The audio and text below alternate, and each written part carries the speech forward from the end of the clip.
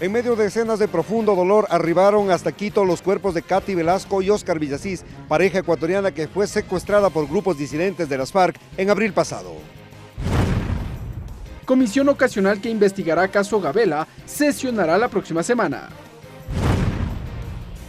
Los ministros de Trabajo y Educación presentaron el estado y los valores pendientes que tiene el gobierno con los jubilados. Listo informe para primer debate del proyecto de ley de organizaciones sociales sin fines de lucro. Los medios legislativos presentan TVL Noticias, emisión estelar. Viernes 6 de julio del 2018, amigas y amigos, tengan ustedes muy buenas noches. Bienvenidos y bienvenidas a la emisión estelar de TVL Noticias. Gracias a quienes también nos sintonizan a través de la señal de la radio de la Asamblea Nacional en todo el territorio ecuatoriano, también en internet, en tvl.asambleanacional.gov.es. Aquí arrancamos con el detalle de la información.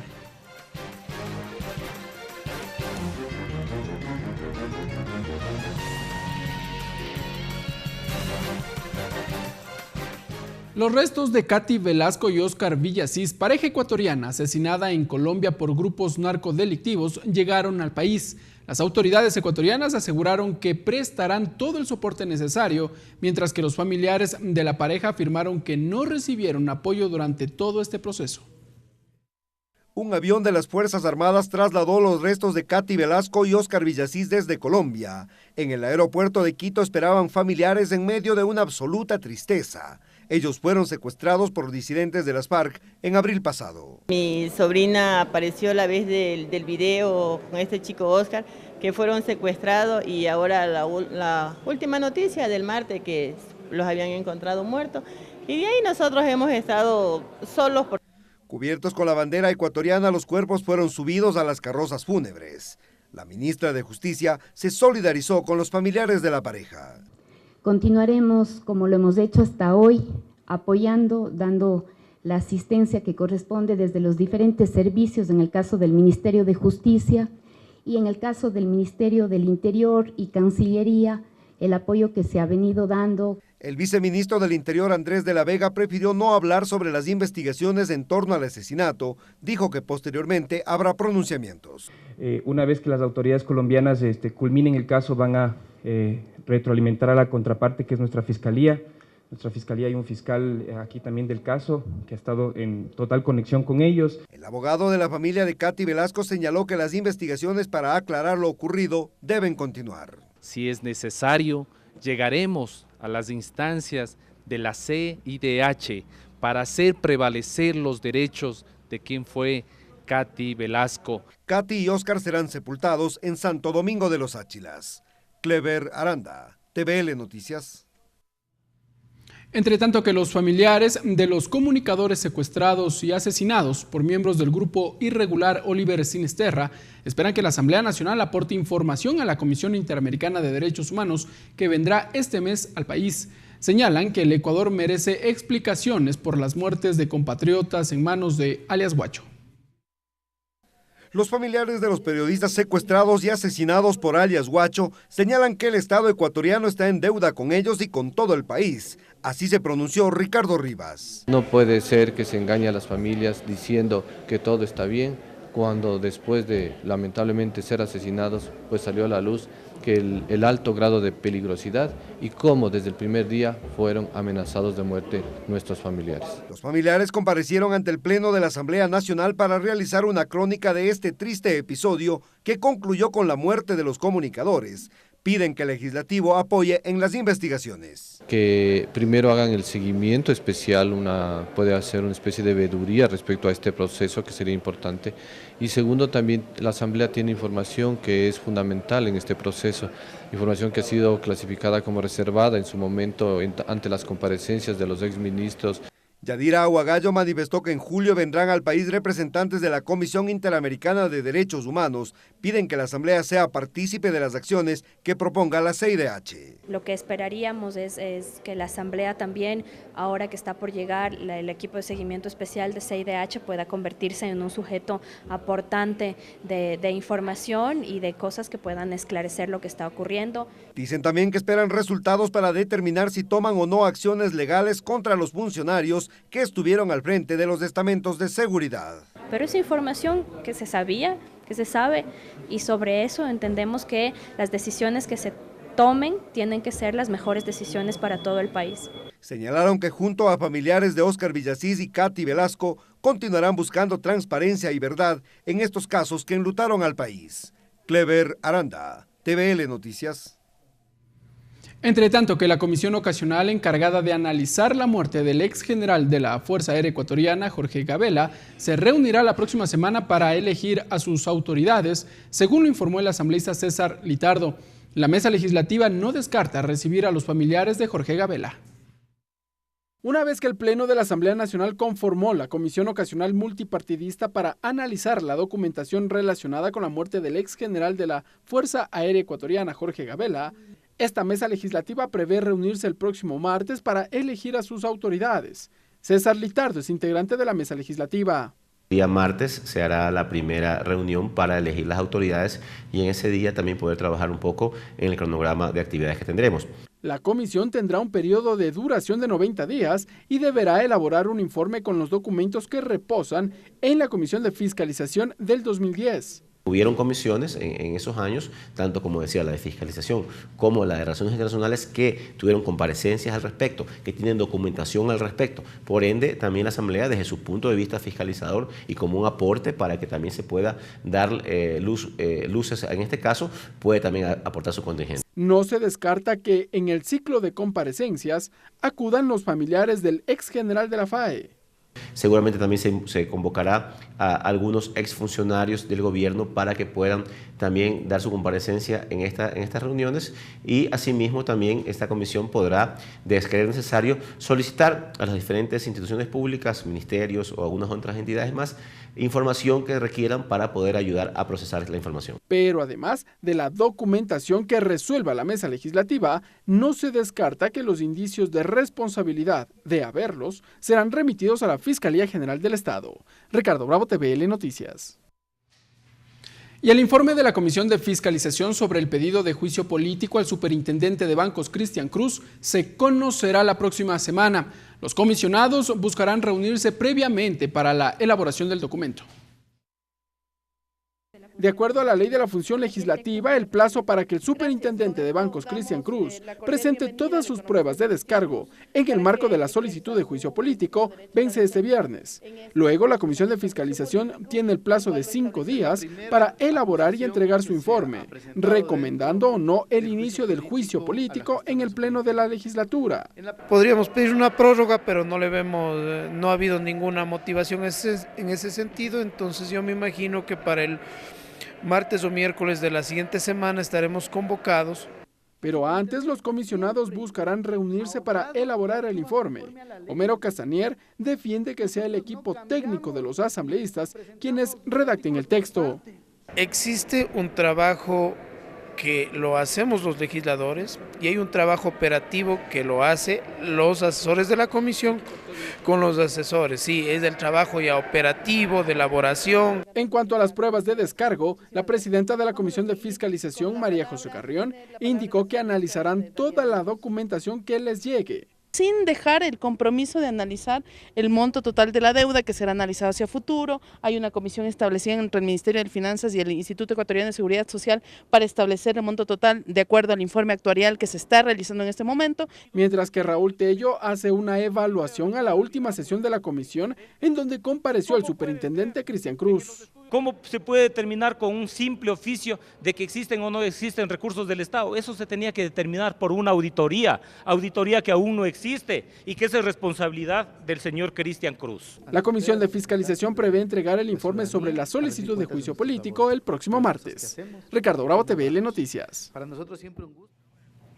Y a propósito de la información del Parlamento ecuatoriano, vamos a dar lectura de un comunicado que ha sido difundido por la presidenta de la Asamblea Nacional. El documento tiene por título Curules del Pleno de la Asamblea Nacional tienen nueva organización y tiene la fecha de hoy día viernes 6 de julio del 2018. El documento señala, con el objetivo de evitar tensiones innecesarias que perjudiquen el diálogo y los debates del Pleno, la presidenta de la Asamblea Nacional, Elizabeth Cabezas, propuso la reorganización de los curules en función de los grupos políticos actuales.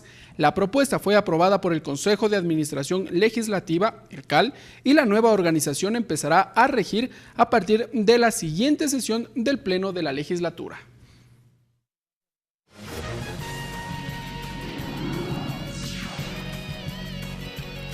Entrevista.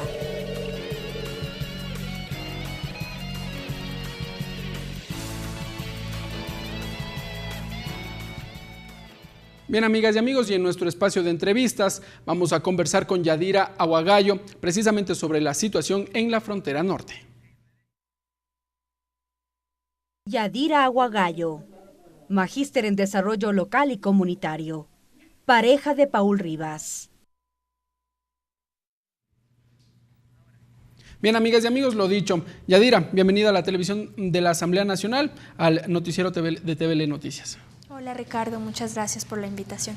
Yadira, gracias por estar aquí con nosotros en este espacio nuevamente. Bueno, sabemos que esta mañana estuvo usted acompañando a los familiares de Katy y Oscar.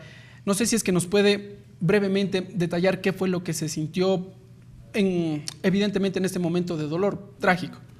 Sí, era lo mínimo que nosotros podíamos hacer, pues creo que en el país realmente somos muy pocas las personas que podemos entender a los familiares de Oscar y Katy en esa situación, y es terriblemente duro y doloroso tener que regresar en un avión con los restos mortales de un familiar, de un ser querido, y pisar la pista del aeropuerto y tener que entregárselo al resto de la familia de ese modo es terriblemente doloroso, y para nosotros es muy importante hacerle sentir a la familia de Oscar Villasís y de Katy Velasco que no están solos, que nosotros como familias que también hemos sufrido lo mismo que ellos en las mismas circunstancias los apoyamos, pero que además todo el colectivo Nos Faltan Tres los apoya, y que además de ese periodista de la calle, el periodista de a pie que siempre ha estado en vigilias, en plantones, también nos apoyan y no están solos. Así que fue un momento muy, muy duro que nos hizo recordar lo que vivimos hace una semana,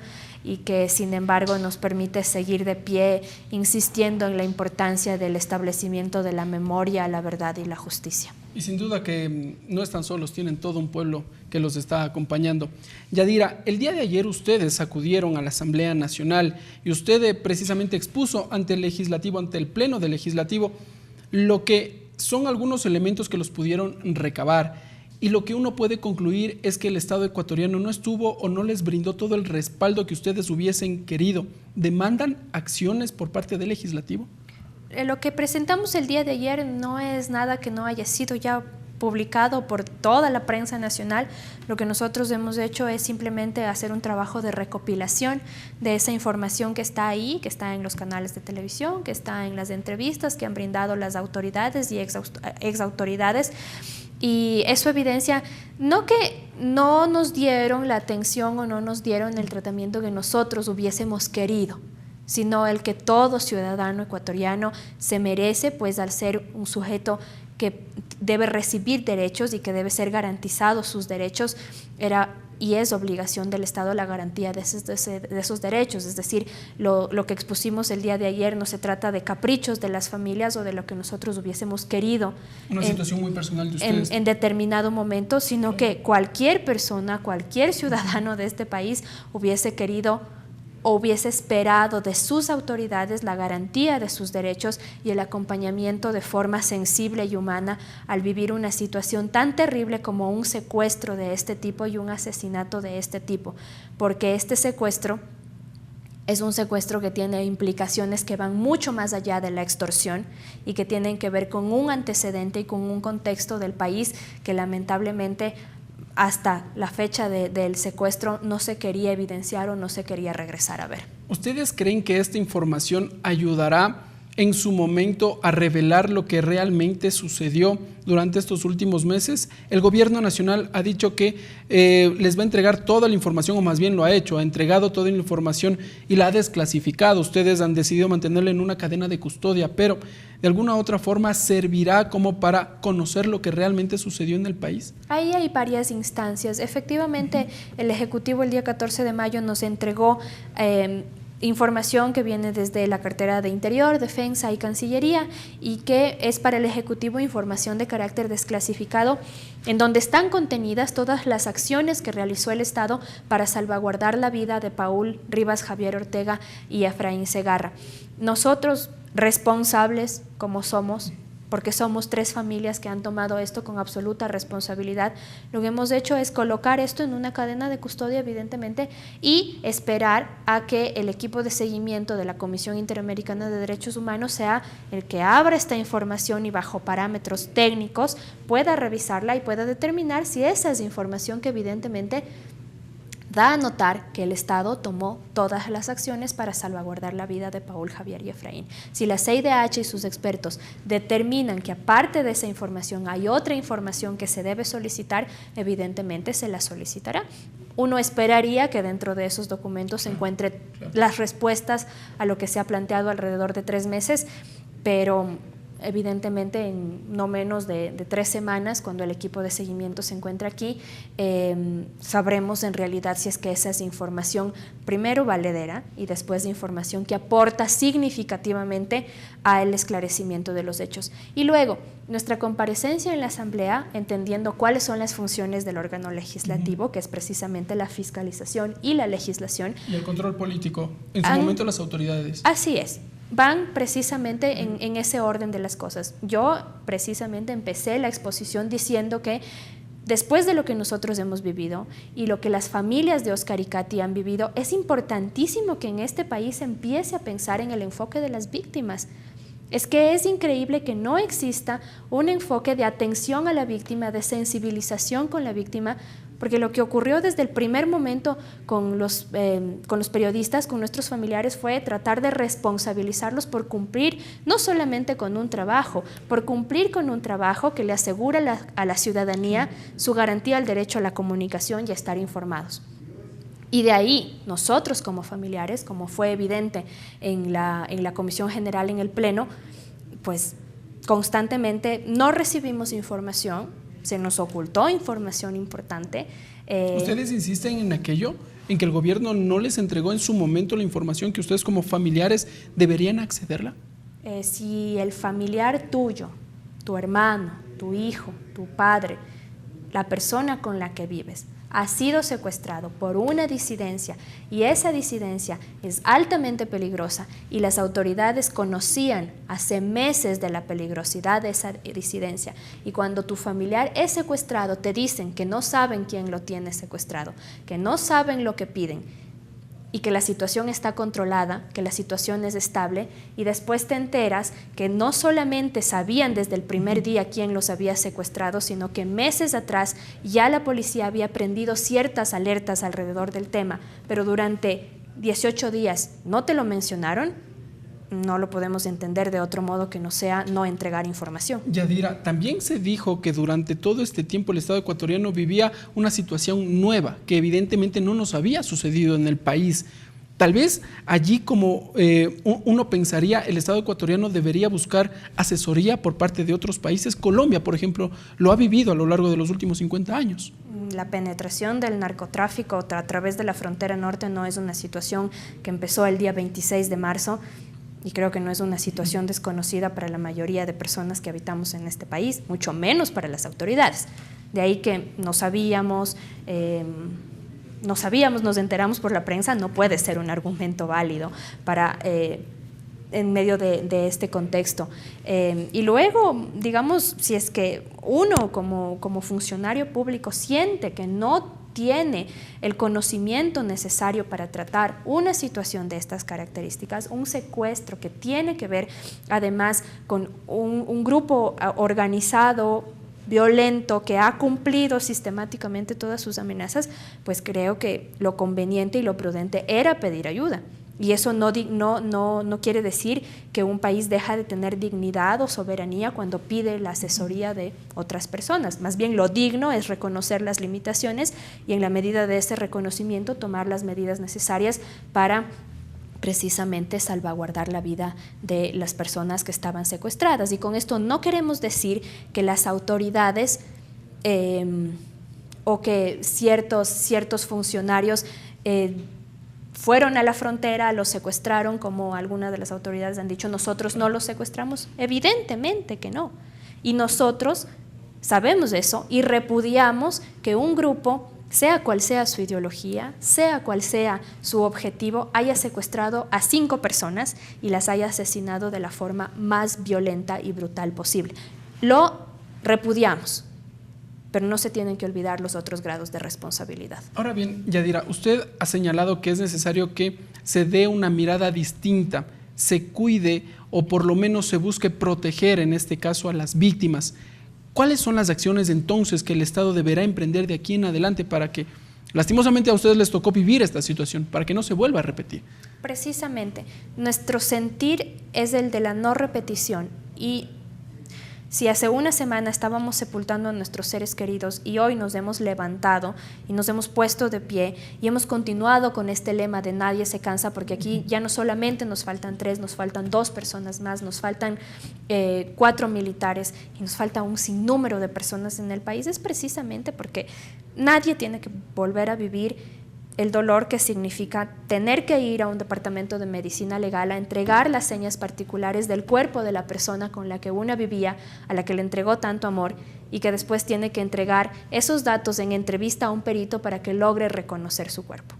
Eso es algo que ninguna otra persona en el país tiene que volver a vivir. Y no lo vuelve a vivir en la medida en la que los estados aseguran que esto no vuelva a pasar. Yo constantemente durante estos 3 meses he sido de algún modo, no quisiera decir menospreciada, pero de algún modo no se ha reconocido o no se ha querido reconocer mi familiaridad con Paul por el hecho de que no nos hayamos casado cuando vivíamos juntos. Y yo me pregunto, ¿es esa la respuesta que tiene que recibir una víctima cuando la persona con la que vive ha sido secuestrada y ha sido asesinada? Y no reconocer su familiaridad solamente porque no consta en un acta dentro del registro civil. Ese enfoque de tratamiento de las víctimas es el que hace falta y todas las carteras de Estado del país necesitan sensibilizarse frente a eso. No se puede decir que los periodistas entraron a su riesgo a hacer una cobertura porque no estaban ahí solamente los periodistas de Diario El Comercio, es que habían decenas de equipos de prensa intentando saber qué pasaba en San Lorenzo y en Mataje. Además que es el espíritu del periodista el que necesariamente tienes que estar ahí para contar las historias. Sí, ahí habían atentados, explosivos, mucha información relacionada con grupos delincuenciales que se disputaban la zona, con el paso ilegal de droga, con puertos artesanales desde los que salía la droga hacia Centroamérica. Y yo me pregunto, la tarea del periodismo no es hacer ese tipo de cobertura. ¿Por qué responsabilizar cuando un periodista está haciendo esa cobertura? Nos parece que ese enfoque desde el Estado de ponerse junto a las víctimas tiene que empezar a gestarse en este país. Y yo siempre, y nosotros como familiares, nunca nos vamos a responder el por qué nos ha tocado vivir esto. Pero creo que las respuestas para el para qué sí lo tenemos. Y las del para qué es primero para marcar un precedente. Las víctimas no pueden seguir siendo tratadas de forma insensible. Primera cosa. Los estados, teniendo todas las capacidades tecnológicas y de inteligencia, necesitan salvaguardar la integridad y la seguridad de sus ciudadanos.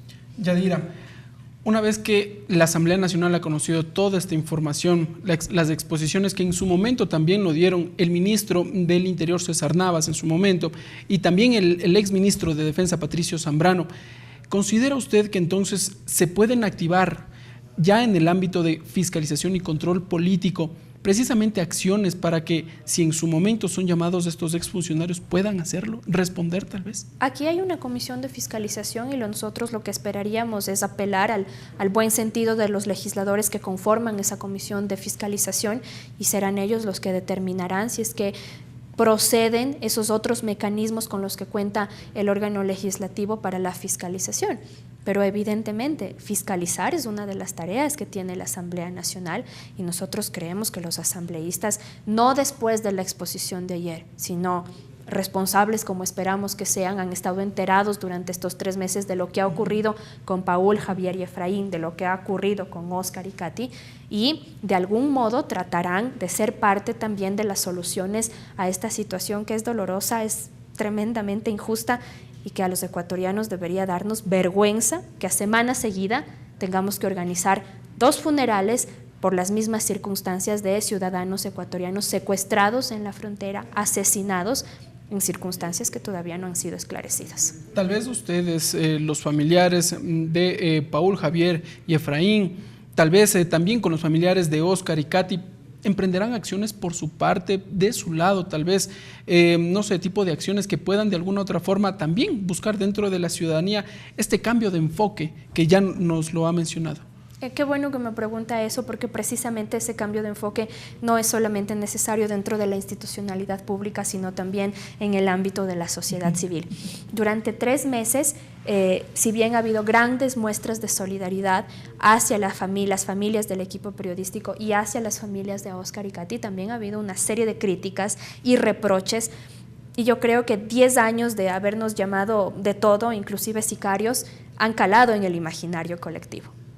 Entonces, cuando los periodistas lloran a los suyos, los periodistas somos noveleros, los periodistas solamente tratamos de llamar la atención, los periodistas tenemos pantalla, pues porque somos periodistas, y cuando apoyamos a familias no hay ningún tipo de reconocimiento. Hoy en la mañana, en el aeropuerto, los únicos que les entregaron flores a los familiares de Oscar Villasís, y Katy Velasco, los únicos que lloraron junto a los féretros de los 2 ciudadanos ecuatorianos, los únicos que les dieron un abrazo a sus familias fueron los periodistas y fue la prensa ecuatoriana.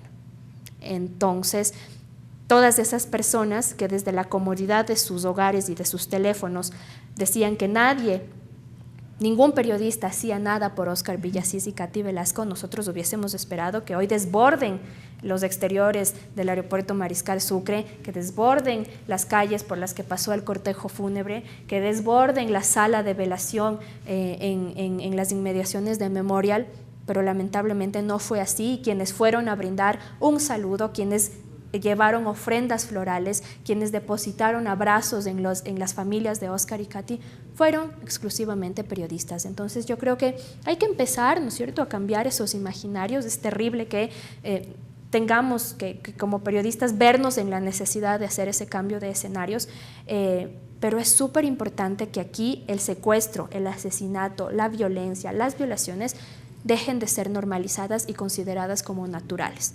sean en el ámbito que sean.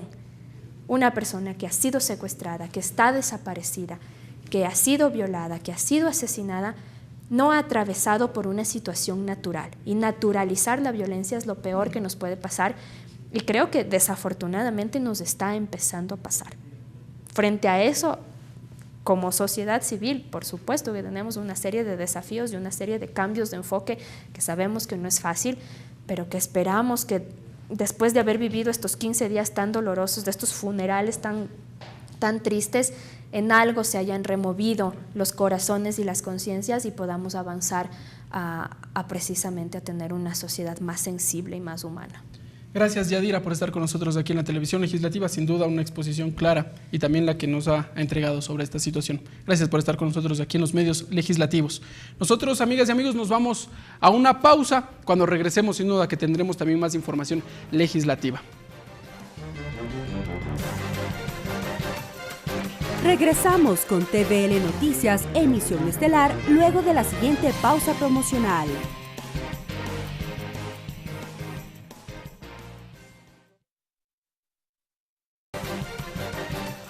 Continuamos con TVL Noticias, emisión estelar.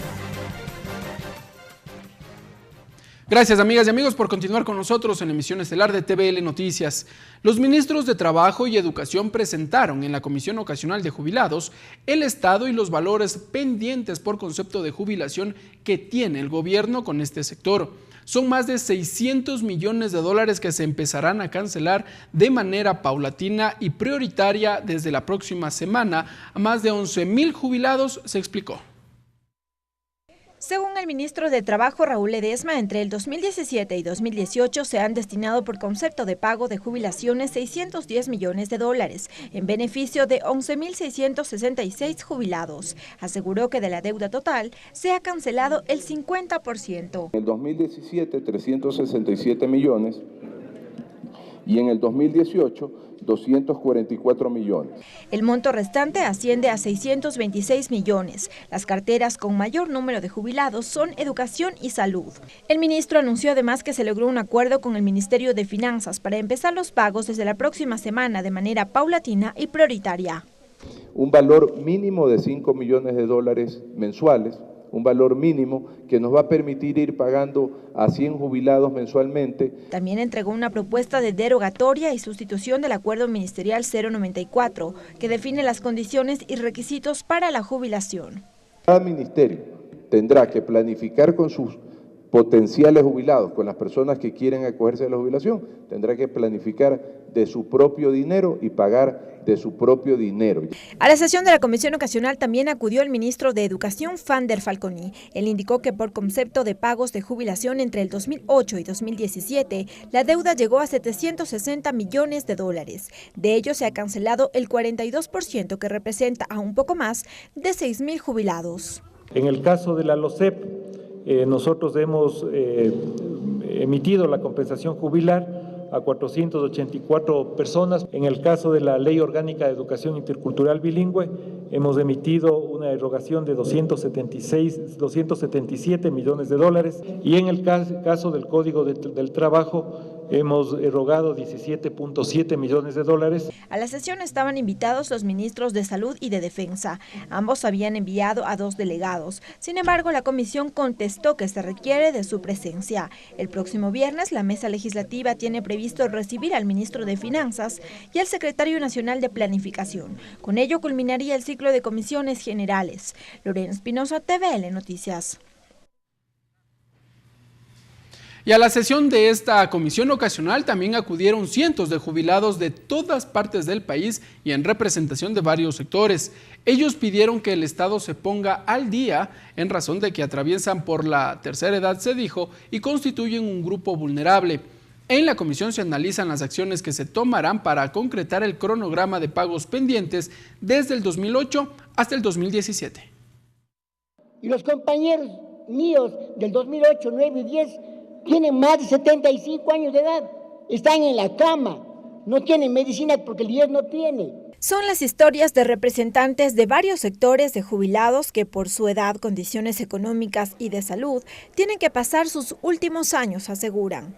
Por ello, en la Comisión Ocasional de Jubilados manifestaron que durante años de trabajo ya dejaron un legado y que ahora es momento de que se haga justicia y que se restituyan sus deudas pendientes de pago, pues insisten es su derecho. Incluso se entregó un listado de personas fallecidas que no pudieron cobrar sus haberes. Todavía estamos más de 2.000 jubilados, por ejemplo, compañeros con enfermedades catastróficas, compañeros que ya se han muerto. Estamos impagos 22 personas. No es mucho, como manifestaba hace un momento, nos sentimos un poco inconformes, un poco decepcionados.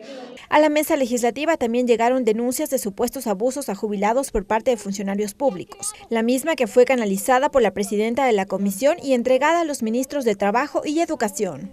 Les obligan a firmar una solicitud, es más, prácticamente les dan redactada, y en el último inciso les hacen poner lo siguiente, y dice: en base a las directrices del Acuerdo Ministerial MDT 2017-094 del 22 de mayo, desisto de la compensación por jubilación. Sobre el pago de los valores pendientes, en la comisión se definen acciones. Una de ellas, y para restituir a los jubilados de entre 2008 y 2010, es una ley interpretativa. Que ya le estamos tratando en la comisión y que confiamos en Dios que la próxima semana ya aprobemos el informe y presentamos ya a la Asamblea Nacional para su primer debate. Además, se coordinan acciones junto con el Ejecutivo para conseguir el presupuesto que se necesita para cancelar los pendientes en un 100%. Una de las alternativas es con el excedente del costo del barril de petróleo basado en cuánto fue aprobado en el presupuesto del Estado y hoy ha habido aumento. También algún asambleísta decía, no sé si podríamos plantear, a lo mejor, estoy pensando en voz alta, que haya un préstamo no reembolsable. Luego de culminar el ciclo de comparecencias, la comisión elaborará un informe con el fin de gestionar una reunión con el presidente de la República, Lenín Moreno, exponer el caso, la situación y establecer un cronograma de pagos. Lorena Espinosa, TVL Noticias. Entrevista. Y a propósito de este tema, amigas y amigos, vamos a conversar con Manuel Muñoz, con el presidente de la Confederación Nacional de Jubilados. Manuel Muñoz, presidente de la Confederación de Jubilados y Pensionistas de Montepío del Ecuador. Don Manuel, buenas noches. Bienvenido a la televisión de la Asamblea Nacional. Muchas gracias, a sus órdenes. Don Manuel, cuéntenos entonces, hoy estuvieron en la Comisión Ocasional de Jubilados. ¿Cuál fue la situación que ustedes expusieron ahí? Primero vamos a diferenciar. Los que estuvieron hoy de mañana son un grupo de jubilados que pertenecen al magisterio. Al magisterio ecuatoriano. ¿Ustedes son de Montepío? Nosotros no, nosotros somos la Confederación Nacional de Jubilados y Pensionistas de Montepío del Ecuador. Aglutinamos 480,000 jubilados. Un poco más general, en todo el país. En todo el país. Todos los jubilados dependen de la Confederación, que es la única que dirige al jubilado ecuatoriano. Muy bien. Cuéntenos entonces cuál fue la situación que de alguna u otra forma quieren exponer ante las autoridades. Nosotros ya estuvimos a la Asamblea y estamos en conversaciones con el señor ministro de la Política para una entrevista con el presidente de la República. Hay que diferenciar. Los jubilados a quien represento tenemos dos instancias. La una antes del 2015 hacia acá. ¿Y esa anterior a qué obedece? A la que la directriz de la Confederación de Jubilados estaba manejada en forma muy alegre. Empezaron a trabajar completamente diferente a lo que nosotros hacemos. Nosotros estamos aquí para defender al jubilado, a la jubilada y a la pensionista de Montepío, no para buscar beneficios personales. Cuéntenos entonces, se habla también de que el Estado ecuatoriano mantiene deudas con distintos sectores de los jubilados. ¿Ese es el caso de ustedes? Exactamente. Este momento, usted pueden haber visto en la prensa, en la reunión de la Comisión de lo Laboral y Social, se consiguió que por unanimidad los señores que componen esa comisión les llamaron la atención al director general del Seguro por un descuento indebido que nos están haciendo desde hace 16 años. Esto es el 2.76 para pagar en las décimas, 13º y 14º sueldo para los jubilados, cosa que es ilegal. Los sueldos, las pensiones no pueden ser desmembradas por ningún concepto, excepto las pensiones de alimentos. ¿Y esto entonces se les está descontando a todos los jubilados? ¿A cuánto ascendería el rubro, se conoce? Yo pienso que es como 50 millones al año. Entre todo el colectivo. Esto es lo que estamos pidiendo y a este rato nos han obligado, contra nuestra voluntad, a poner un juicio a la Corte Constitucional para que le declare inconstitucional este descuento. Estamos en discusión.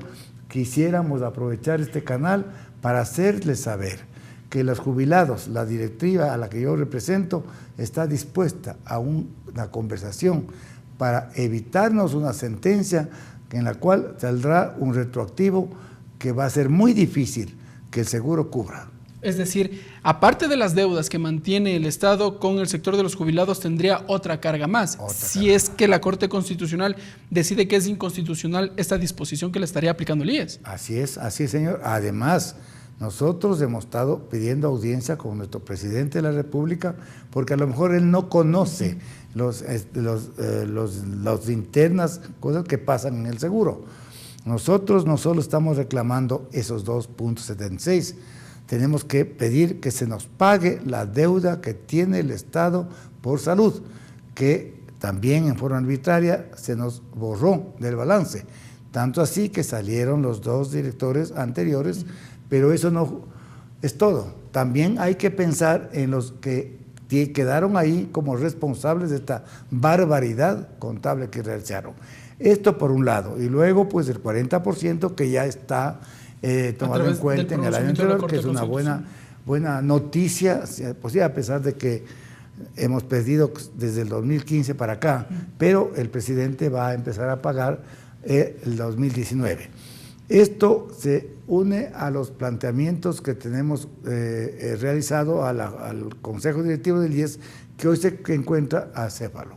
Falta el representante de los trabajadores. Al señor Clavijo, que salió por la misma situación que salió Richard Espinosa, tenemos que esperar que los activos nombren al representante de ellos. Nosotros tenemos aprobado en un acta que pondremos un jubilado como miembro del Consejo Directivo del IES. Ahora bien, ha habido también una discusión, ya que estamos en ese punto, de una reorganización del Consejo Directivo del IES. ¿Ustedes creen que podría darse paso a esta iniciativa de que la presidencia rote y no sea solo el Ejecutivo quien preside el Consejo Directivo? Claro, señor, esto desde que entró la política al Seguro Social empezamos a tener problemas. Aunque la política ha estado desde hace mucho tiempo en el IES. Y esto de la deuda del Estado va sumándose, nada más, pero nosotros creemos que el gobierno debe tener un vocal, porque debe tener alguien que esté manejando el problema del Estado. Pero eso, a que se transforme en dueño absoluto del seguro, es muy diferente. Por eso que la rotatividad entre los vocales sería muy justo. Hablemos entonces ahora de la situación de los jubilados. ¿Cuál es la realidad, lo que ustedes están viviendo actualmente? Ya se ha dicho que esperan que el Estado ecuatoriano finalmente cancele sus haberes pendientes con este sector, pero ¿cuál es la realidad que ustedes la tienen? La realidad del jubilado tiene dos instancias, señores. A ver. Antes y después de la dolarización. La dolarización vino a castigar en forma inhumana al jubilado ecuatoriano. Porque si le pongo un ejemplo más fácil, el que se jubilaba con una muy buena renta, que era $1 millón de sucres, que era la máxima jubilación, le dejaron en $40. Cuando hubo la convertibilidad. Piense usted los que ganaban 300,000 sucres, quedaron con $4, $5, $2. Y esto hasta este momento, sí es verdad que se ha ido subiendo, mejorando las pensiones, pero nunca se ha compensado al valor adquisitivo del sucre de ese tiempo a lo que hoy día tenemos en dólares. Y eso que ya han pasado 18 años. 18 años, por favor. Muy bien, agradecemos a don Manuel Muñoz. Usted es el presidente de la Confederación Nacional de Jubilados. Ha estado aquí con nosotros en la emisión estelar de TVL Noticias. Gracias por estar con nosotros. Permítame usted hacer una última pedido a mis compañeros jubiladas y jubilados del país. Tengan confianza en los que estamos dirigiendo la Confederación. Hoy nosotros somos el presente. Trabajemos para que los que vienen sean el futuro de los jubilados ecuatorianos. Muy bien. Gracias, don Manuel. Es la entrevista entonces con Manuel Muñoz, presidente de la Confederación Nacional de Jubilados. Agradecemos por su presencia aquí en los medios legislativos. Nosotros seguimos con más información.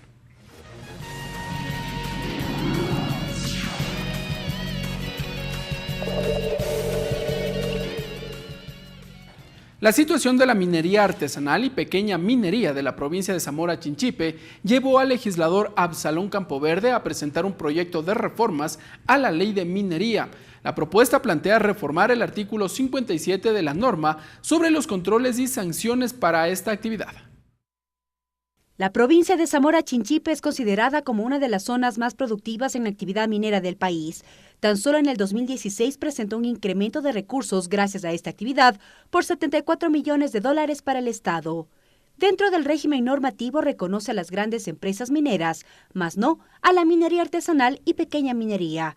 A partir de este argumento nace la propuesta de reformas a la ley de minería, de iniciativa del legislador Absalón Campoverde. Han venido teniendo muchos problemas en el accionar de su trabajo, porque lamentablemente la ley no se hizo para ellos, se hizo para los grandes concesionarios que vienen de otros países. No tienen quien los proteja. La propuesta plantea reformar el artículo 57 de la ley de minería para que se eliminen las palabras inmovilización, destrucción, demolición, inutilización o neutralización.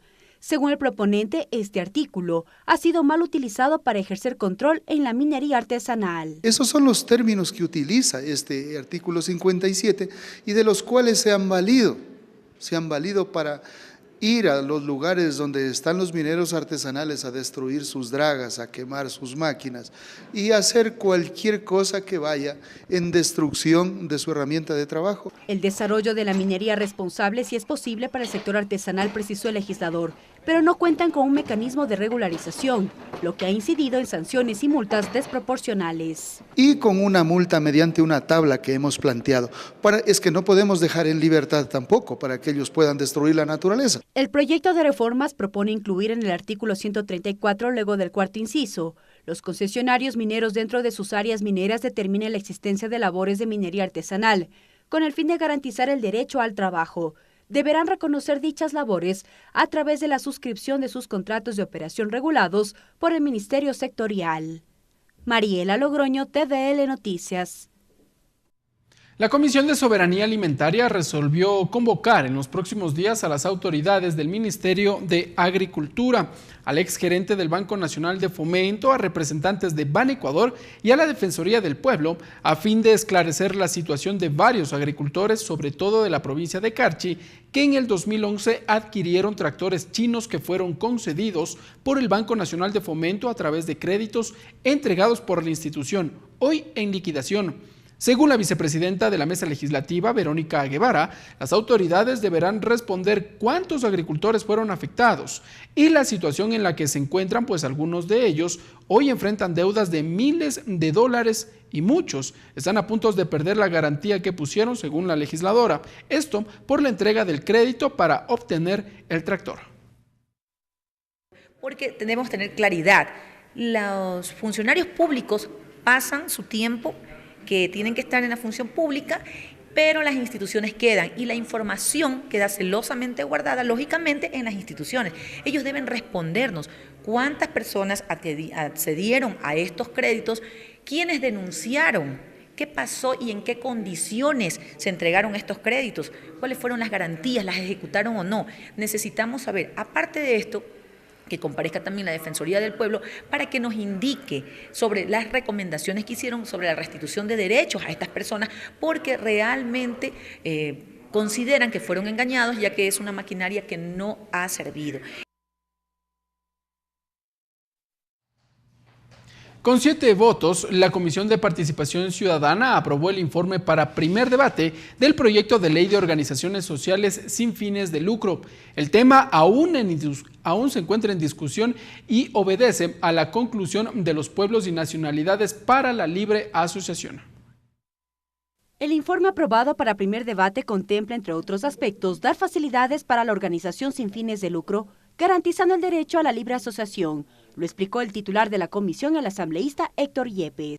Y con la que pretendemos facilitar las actividades de los ciudadanos cuando quieran asociarse. Y la propuesta aclara que las organizaciones podrán realizar actividades lícitas de cualquier índole que no tengan finalidad de lucro, es decir, que no persigan beneficios económicos, utilidades o ganancias que sean repartidos a sus asociados. Fruto de esas ventas no vayan a repartirse para lucrar, sino que vayan a un fin benéfico. Siempre que sea así, pues la ley debe garantizarlo. Con respecto a la inclusión o no de pueblos y nacionalidades, aún existen criterios divididos. Finalmente no hemos incluido a los pueblos y nacionalidades indígenas porque tienen su propia regulación y aquí queremos una ley pues muy general que abarque a todos los sectores sociales pues sin generar conflictos. Se debería también tener en el texto el tema de los pueblos y nacionalidades sin obviamente sin que se contradizca, se difiera en la norma, ¿no? La propuesta de ley contempla principios generales, derechos y obligaciones, creación, funcionamiento y disolución de las organizaciones, organizaciones no gubernamentales extranjeras, catastro único de organizaciones y acompañamiento a las organizaciones. Mariela Logroño, TVL Noticias. Esta semana, durante el programa de los medios legislativos Tercer Debate, los asambleístas José Chalá y Tito Puenchir analizaron el proyecto de reformas a la Ley Orgánica de Comunicación, Para los legisladores, las modificaciones a la norma deben orientarse hacia una mayor apertura para los medios de comunicación comunitarios. Actualmente, la Comisión de Derechos Colectivos de la Asamblea Nacional analiza 18 proyectos de reforma a la Ley Orgánica de Comunicación, entre ellos el remitido por el Ejecutivo. Durante el programa Tercer Debate de esta semana, los asambleístas José Chalá y Tito Puanchir se mostraron de acuerdo en eliminar el carácter sancionatorio de la ley. Es interesante el cómo, a partir de la Supercom, no se elimine el carácter administrativo, por ejemplo. Habrá que cambiar, habrá que matizar para que no sea punitivo como se señala. De tal manera que esta ley sea para todos, no construida de cierta manera desde un sector. La redistribución de las frecuencias fue otro eje de análisis. Chalá y Puanchir sostienen que se debe dar prioridad a los medios de comunicación comunitarios. Estos medios comunitarios deben subsistir y la clave también aquí es cómo se democratiza el espectro radioeléctrico. Por ejemplo, aquí la ley de comunicación es una ley que va a ser para todos los ecuatorianos. Y con ello, abrir el debate alrededor del sustento económico para este sector de los medios de comunicación. Tengan un acceso preferencial a los... ¿Directo? A los medios. No, con unos niveles de concurso, que sea técnico. Tiene que realmente, claro, debe como una microempresa, debe subsistir, debe administrar de manera disciplinada sus recursos. Según el cronograma de la Comisión de Derechos Colectivos, el proceso de socialización del proyecto de reformas concluirá el próximo 18 de julio. Ricardo Bravo, TVL Noticias.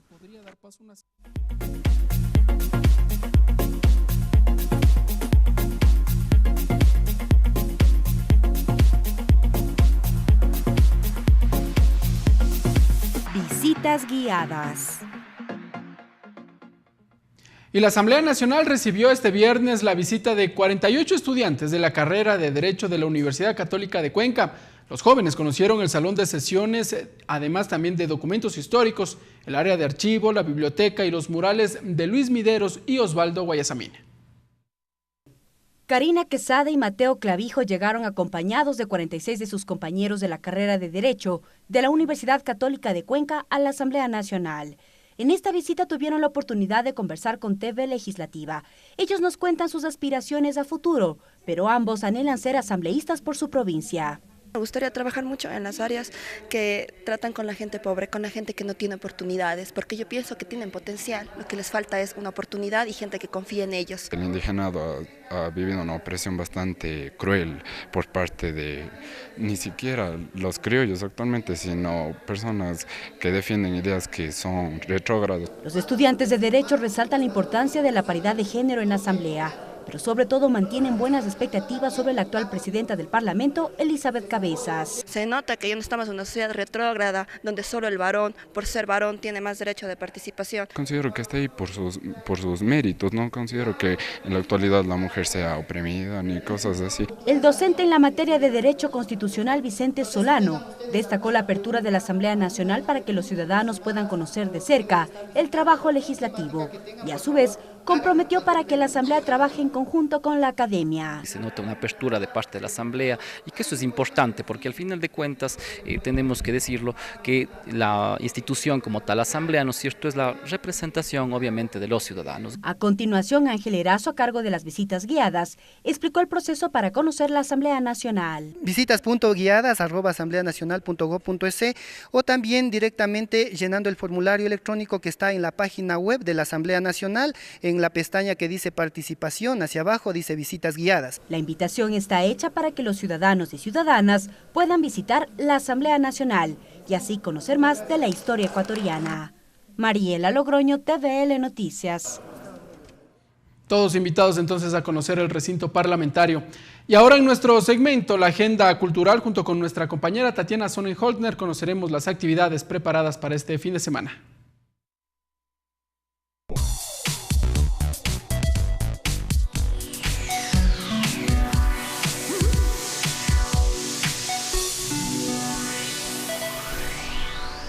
Hola amigos, bienvenidos al segmento Agenda Cultural, donde como todos los viernes te traigo las actividades para el fin de semana. Empecemos.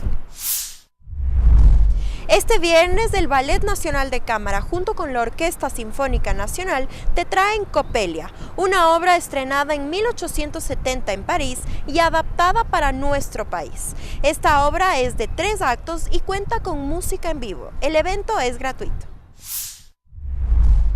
Y este sábado a las 10 de la mañana se inaugura el taller intensivo de fotolibro. Esto con la idea de impartir conocimiento a los estudiantes para que puedan desarrollar esta herramienta en comunicación. Los maestros son nacionales e internacionales y tiene una duración de 4 sábados. Será en la Flaxo. Y a las 11 de la mañana el Galpón Feria Creativa se llevará a cabo en La Tejedora en Cumbayá. Habrá música, diseño independiente, arte, comida, entre otras cosas divertidas. Los adultos pagan $2.50 y los niños y personas adultas mayores no pagan la entrada. Y este domingo a las 7 de la mañana, el Yacu Museo del Agua te invita a un recorrido fuera de Quito. Esto será en La Chorrera para disfrutar del avistamiento de aves. Se recomienda ir con niños mayores de 8 años y este evento es gratuito. Y a las 11 de la mañana, en el Centro Comercial El Recreo, se dará la Feria de Mascotas. Allí encontrarás premios para tu mascota, comida, artículos, accesorios, entre otras cosas. Sin duda, un domingo perfecto para cerrarlo en familia. Y hasta aquí la agenda cultural, pero no te olvides que todos los viernes te traigo nuevas actividades para el fin de semana. Hasta la próxima.